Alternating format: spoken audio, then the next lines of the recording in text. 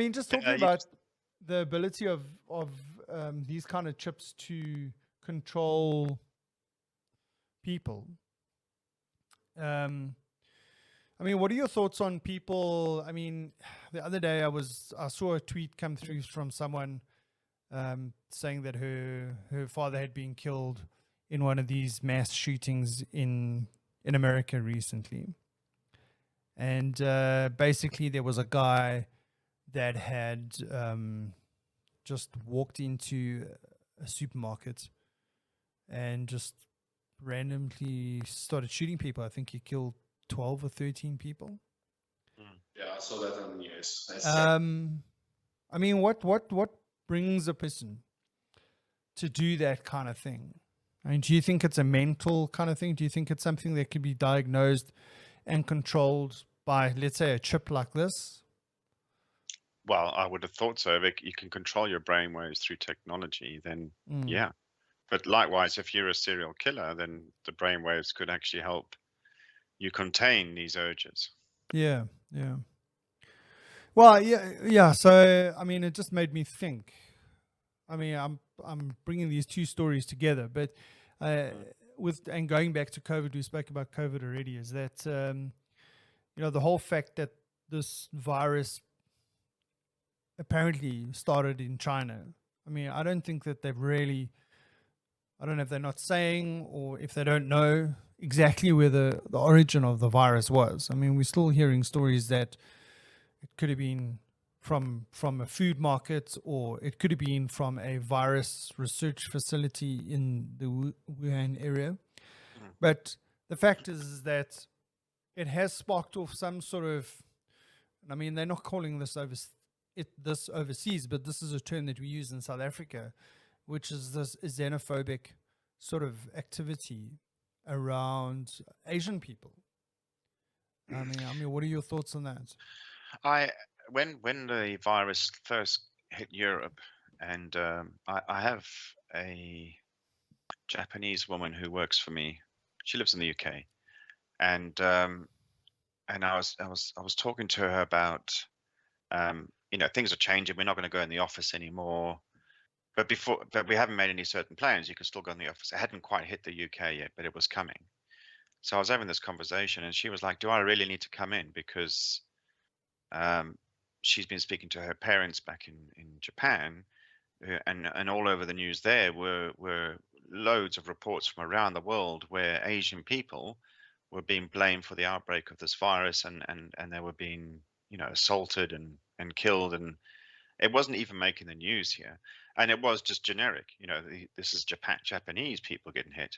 They're not Chinese, but for the uneducated eye, then it's hard to tell. So just blanket Asian, you look Chinese, or that Asian persuasion, it's just off you go. But it was quite a big thing. So she was quite afraid because her parents are panicking, going, "You're in the city, you shouldn't be going outdoors. You've got to protect yourself. Stay indoors, not from the virus, but from the backlash that's coming."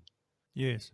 And at that time, I didn't know of any incidents here. It wasn't on the news, but clearly it happened. And it seems to be continuing to happen throughout. Because these things, the news do, when it's a slow news day, that's a bit harsh to say, but every now and then these things do pop into the news feeds. It's not stopping. Well, this is it. Do people need an outlet of rage because their lives are on hold and disrupted and being told what to do, and they don't like it? Yeah. Well, I mean, a similar thing happened with, when they had the 9/11 situation. Yeah. Is that for years after that, there was this like Islamic sort of phobia, if you want to call it that. And a lot of Islamic people in the US, I'll talk about the US, but I'm sure it's not only limited to that, where these people have been targeted as well. And, it's so funny because we talk about xenophobia here in South Africa quite a bit with migrant workers coming from, Malawi and Zimbabwe and those places coming down to South Africa and essentially starting a new life, finding a place to stay, starting a business, spaza shop, even Pakistanis. I mean, not only African migrant workers, but Pakistanis as well. Yeah. Where they go and they start a shop and they doing well and, you know, whatever it is. And all of a sudden, you know, the next minute you hear that these guys' shops are getting burnt and they're these xenophobic kind of incidents that are happening, which I think is very sad. Yeah, it's extremely sad. I mean, like from our perspective, any type of, you know, xenophobia, violent, non-violent one, it's really bad because the situation generally tends to aggravate. It starts like a blame game where you blame a certain population group. You know, it's like with the whole story with the with US shootings. I think in a lot of those shootings over the last month, I think it was the Asian communities that were targeted. Yes. Which, you know, terrible. Why? It's like, it obviously has to deal with the fact that the perpetrators were most likely mentally unstable individuals that shouldn't be owning a firearm in the first place. Sure. But yeah, it's wrong on many sorts. Mm. Well, I think it doesn't matter where the virus actually originated from. The fact is, you know, the genie's out of the bottle. It is COVID-19. Can you imagine if it was Ebola?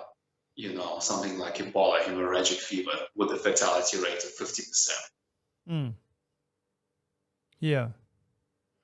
Yeah. Well, you know, that's the thing is like, it's very difficult to say what's motivated someone to go and do this. Is it a mental instability problem? Is it a situation that they've got themselves into, that they've so got this pent up anger towards a particular group of people? Or do they have a general pent up frustration with everyone and they just happen to take it out on a particular group? I don't know. I mean, some of the stats are that, like, not only in the US, but say like in Canada, in Vancouver, hate crimes towards Asian Canadians has risen by more than 700%. Yeah, that's quite a stat. That is insane. Yeah. So, I mean, it's like, yeah. And I mean, how do you, is this education about, how do you convince people that they mustn't take their frustrations out on a particular community because in another part of the world, essentially a virus originated from there? But there's also there's some. Well, what about the South African variant, right? So some countries are now getting hit by I won't just pick out South African variant of COVID, but there was also a UK variant, etc. So what happens if there's a backlash against all Africans? South Africans? Well, they can't differentiate. No, if you've got, I don't know, people around the world, it goes back to race again. So if you're in Asia and you come across a black person, you obviously go, well, he's African, right? Yeah. It's the same thing. He may or may not be from Africa these days, but then he's the target straight away. He sticks out. The South African variant. It where does it stop? Doesn't stop. Yeah. Anyway, but one of these guys was, he's obviously mentally disturbed because his reason for this whole thing was some sexual urge that he had, and the way for him to deal with his sexual urge was to take out these people so that, he didn't succumb to his urge. How weird is that? That is insane. Yeah. Sorry, so you're saying... So, this is the thing. So there, on March 16th, there was this shooting that happened at this Asian massage place, right? And 4 people were murdered. And then a second one took place somewhere else, also at a spa. Again, 3 women were shot. Then there was a third one that was at the spa. Yeah, well, exactly. So the guy who was involved, his name is Robert Long, who committed the crimes, was later arrested and then proceeded to tell the police that he had this sexual addiction, right? And he said that he was having a really bad day and wanted to eliminate the temptation from his sexual addiction. Okay, so his sexual thing was for Asian women, is what you're Yeah. saying. Okay. Apparently, there's this thing called yellow fever, Mm. which is a sexual fetish for Asian women. All right. Yeah. Yeah. Okay. Yeah. Yeah. Anyway. That is insane.